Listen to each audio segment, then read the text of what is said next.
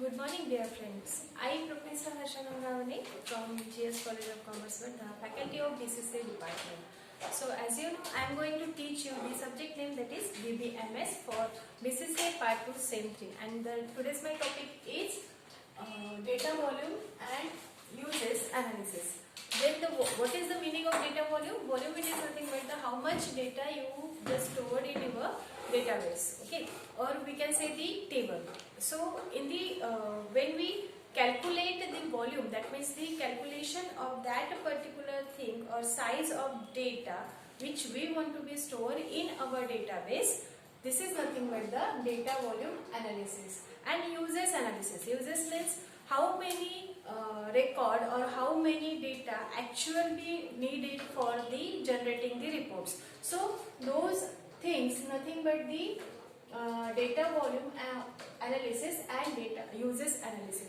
So basically for that you have to first create the database, and for creation the database you have to maintain just create or we have to create the some entities with its attribute. Like this is the example of data volume analysis.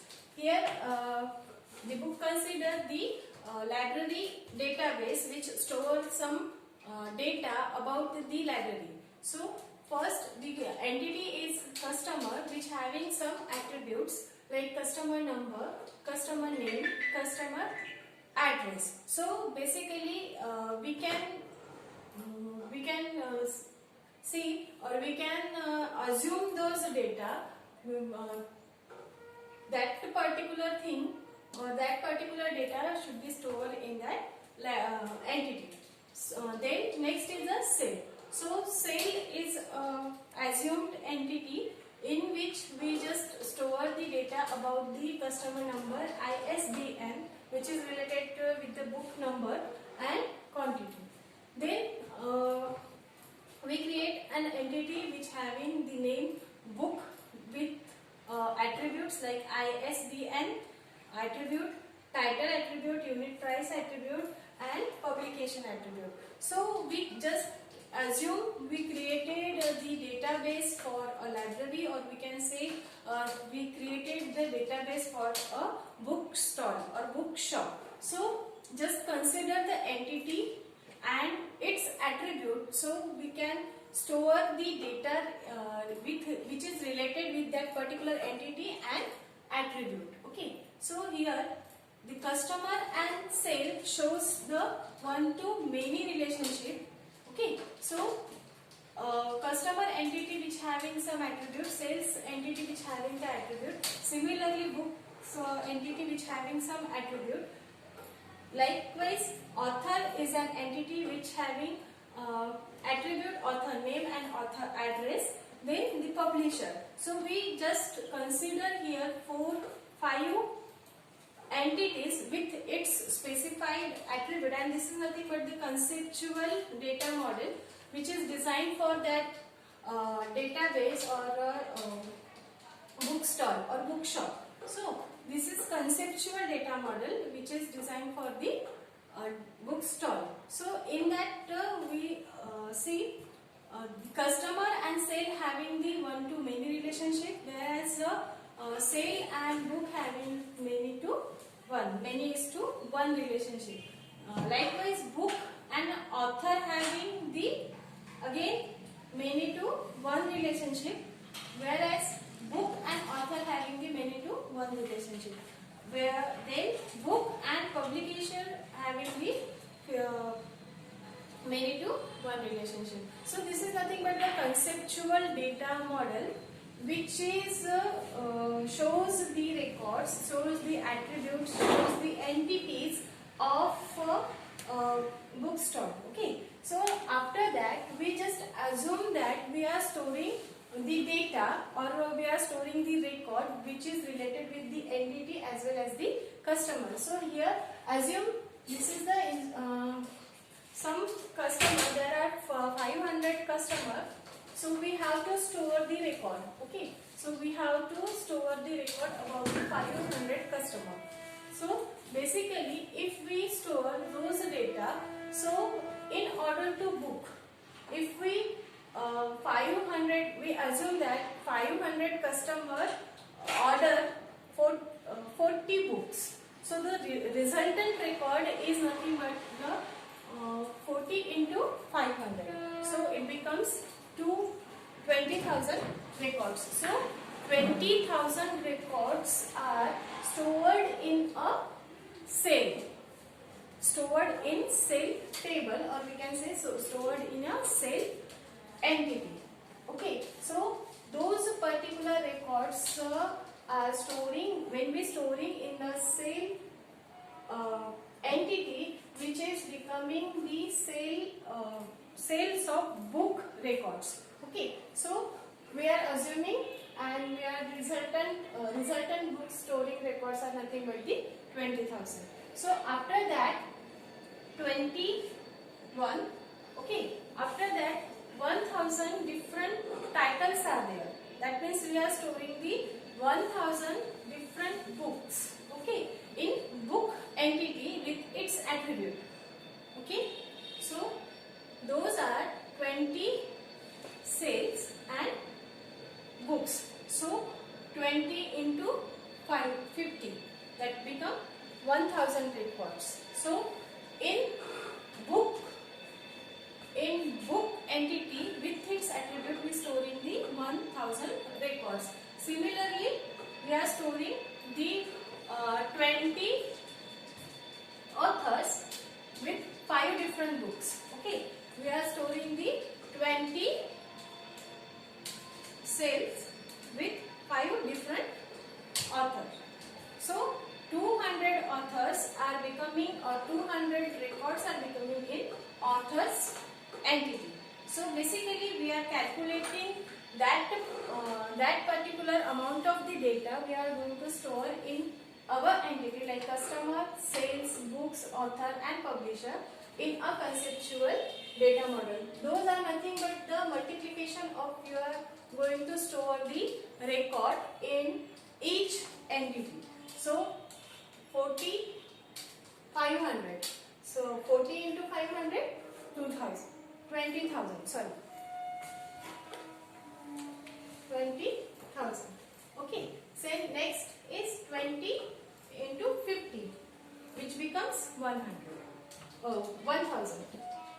Then 20 into 50, 1,000. Then 5, 50. 5 into 20, 200. Sorry. Okay. So likewise we can store the data in our entity with its attribute. So next is uses analysis. How we can analyze the uses of that particular data which we are already stored in our database. So this volume analysis shows us the size of disk or the memory allocation by that particular database. Okay. The next is uses analysis. So uses analysis having basically two steps. First is define the database transaction, and second one is constructing logical map.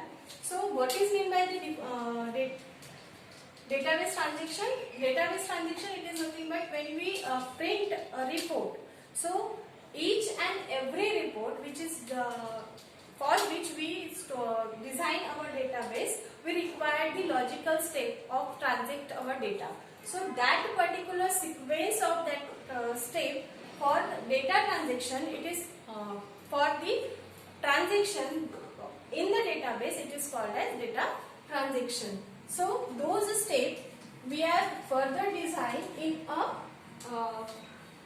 kind of flow chart. So those flow charts which shows the assessed path of conceptual data model with preliminary and final map. This is nothing but the logical assess map.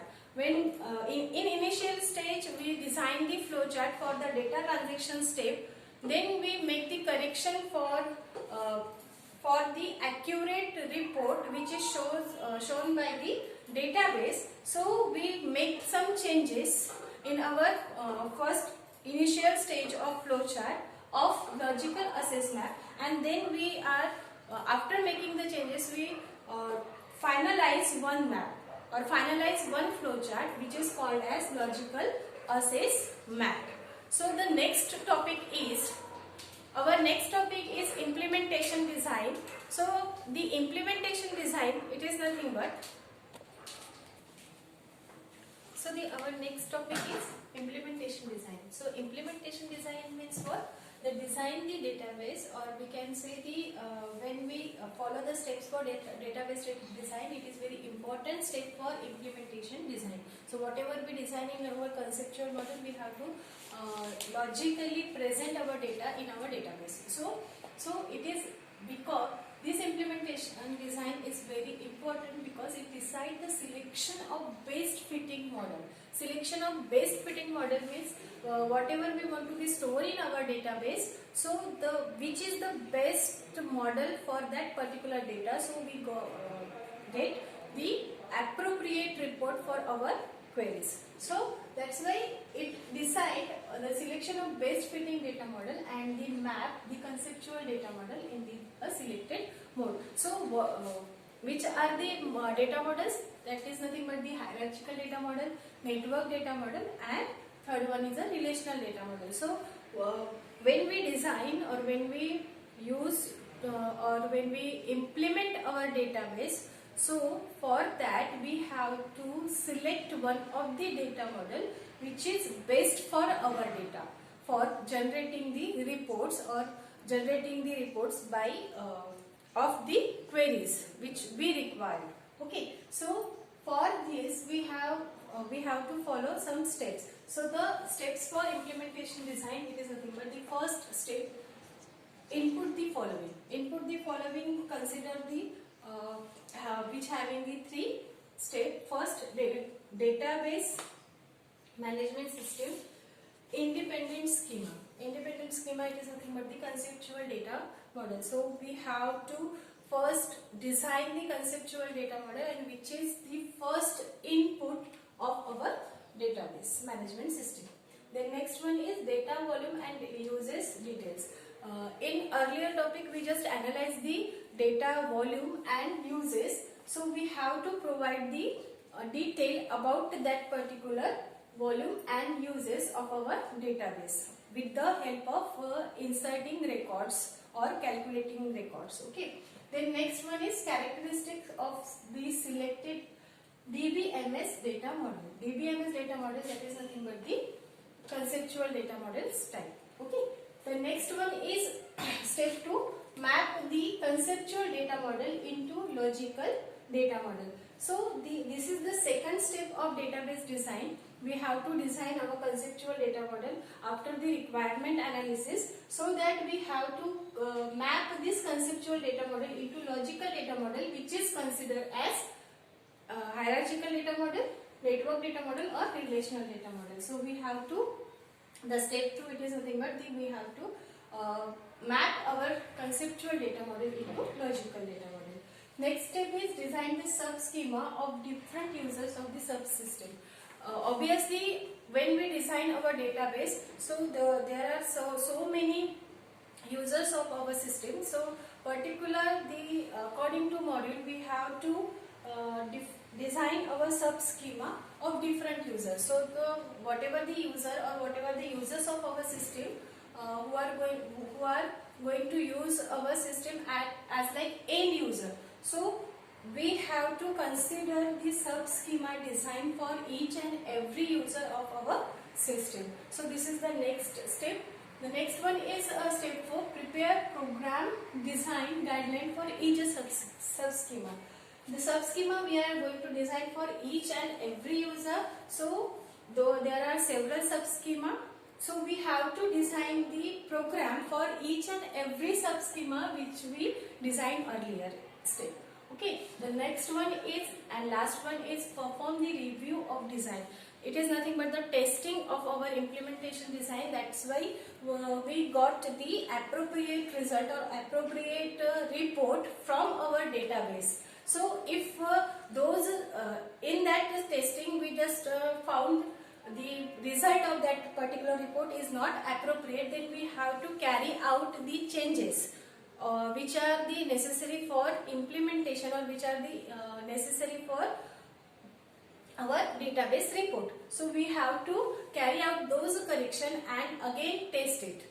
That's why we got the appropriate report from our system. This is the end of our second unit. We are going to start the third unit in my next video lecture. Thank you guys. Keep watching. Be happy.